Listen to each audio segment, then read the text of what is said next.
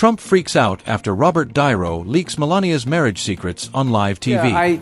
Yeah, he's so stupid. By real boxers in movies. I watched him last night. Truly believe he may be punch drunk. And then he says, at the end, he says, wake up, punch. He was a clown. He was a clown in New York. And New Yorkers said, you know, some would go with him, of course. Opportunistic, calculated. Trump just got hit where it hurts. Not by a prosecutor, not by a politician, but by Robert freaking Niro on live TV. And this time it wasn't just jabs about politics. It was about Melania. The silence is over. The cracks are showing. And Trump, he's losing it publicly and in real time. I just don't understand. People could buy it. I just don't know. It's all an act in a certain way. It's all out of insecurity. He's deeply, deeply insecure. He is a malignant narcissist. July 25, 2025. That's the night everything cracked. Not just in Trump's ego, but in the carefully controlled world he's tried to protect for years. On live TV, Robert Niro didn't hold back. He didn't play politician. He didn't sugarcoat. He attacked. But not just with insults, with conviction, with fury, with something deeper than anger. This wasn't about policy anymore. It was about character. And for the first time in a long time, someone said out loud what everyone else was too scared to. Trump isn't just a problem, he's the problem. And then came the bombshell. Niro pulled Melania into it. So where has the First Lady gone? Now that's where things exploded. Up until that moment, Trump had been used to criticism. He knew how to spin it, deflect it, mock it. But bringing Melania into the mix, that wasn't just crossing a line. That was lighting it on fire. And Niro didn't even need to give details. He implied, he suggested. He used silence as a weapon. And that's what made it so dangerous, because he knew the country had already noticed something strange. Where is Melania? I think what people like about him, he's just direct. He's very direct and he just lands it. He says what he says and he doesn't. Not in courtrooms, not at campaign events, not even in the family photos that used to flood Trump's feed. 4 months, she's been missing. A ghost. And Niro weaponized that disappearance in front of a national audience. He didn't have to say much. Just enough to make the silence scream enough to suggest that even she had checked out emotionally, politically, maybe even personally. Trump snapped. He didn't just post a rebuttal. He went on a full-blown digital rampage. Truth Social became his punching bag. He called Niro a low IQ individual, a washed-up actor, punch drunk, and even dragged his acting career into the mud. But you could tell this one rattled him. It hit home because no matter how many insults Trump throws, he couldn't shake what Niro stirred up. The uncomfortable public truth that the woman who once stood silently beside him isn't even standing there anymore. But here's the part that matters. This wasn't just an insult war between an actor and a president. This was something deeper. Niro's words cut into the core of Trump's image. That image was built on dominance, loyalty, control.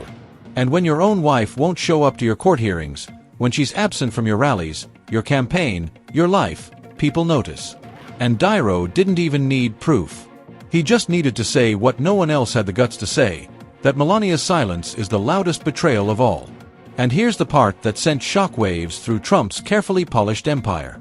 Melania said absolutely nothing.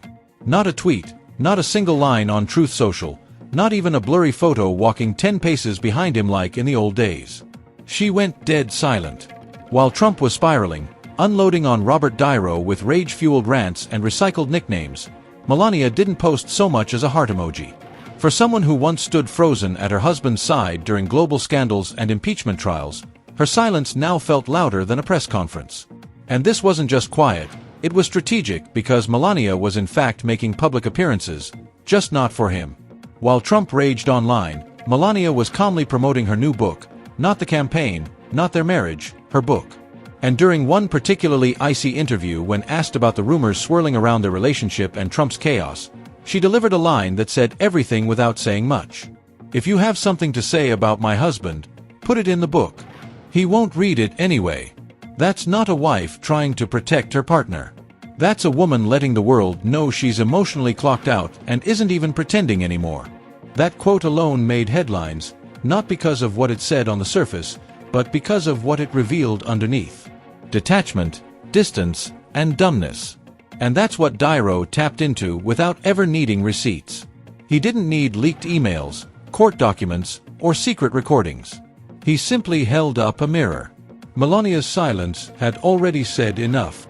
It was the loudest betrayal Trump could ever face. Not from enemies, not from prosecutors, but from the one person who was supposed to be in his corner. And for a man obsessed with loyalty, obsessed with image, obsessed with control, that kind of abandonment cuts the deepest. And for Trump, a man obsessed with control, obsessed with optics, obsessed with loyalty, that is the ultimate humiliation. He's been mocked before. He's been sued, impeached, indicted. But this one felt different because when your public image is built on gold and power and perfection, and suddenly someone as respected as Robert Niro rips the mask off in front of millions, you can't fix that with a tweet. And let's be honest, this wasn't just a speech. It was a cultural reckoning. The man who once laughed off scandals, dismissed critics, and bullied the press got hit in a way he couldn't dodge. Not by a politician, not by a rival, but by a cultural giant who simply refused to stay quiet. And now the questions are out in the open. Has Melania walked away emotionally? Is this campaign just another performance? Is the emperor not only naked, but alone? And now for the most mind-blowing part. Niro never actually revealed anything. Yep. No documents, no sources, no recordings, just tone, timing, and one big nasty implication. That's what made it so deadly. Niro never gave us a fact. He gave us a vibe. A very specific, unmistakable vibe. The kind that says, you and I both know what's going on here, and I'm just bold enough to say it out loud. He didn't confirm Melania had left Trump emotionally. He didn't need to. The silence spoke louder than any leak ever could. You know what really rattled Trump to his core? It wasn't a prosecutor. It wasn't a poll. It was Robert freaking Niro. Because here's the truth. Trump doesn't fear facts. He doesn't fear CNN, MSNBC, or even indictments. But what he does fear is unfiltered cultural truth coming from someone too big to cancel, too iconic to silence, and too New York to play nice. That's Niro. See, Niro is not your typical political talking head. He's not reading bullet points off a teleprompter in some DC studio. He's an Oscar-winning street prophet with decades of credibility, rage, and New York swagger. When he speaks, it's not partisan. It's personal. It's the voice of a generation that saw through Trump way before the rest of the country caught up. When he opens his mouth, it's not just commentary. It's Judgment Day in a designer suit. An artist, a mutt who doesn't know what he's talking about, doesn't do his homework, doesn't care, thinks he's gaming society, doesn't pay. So when Niro looked straight into the camera and called Trump a pig, a mutt, a con, and then tossed to Melania's silence like a final dagger, it wasn't just a viral moment. It was a cultural reckoning.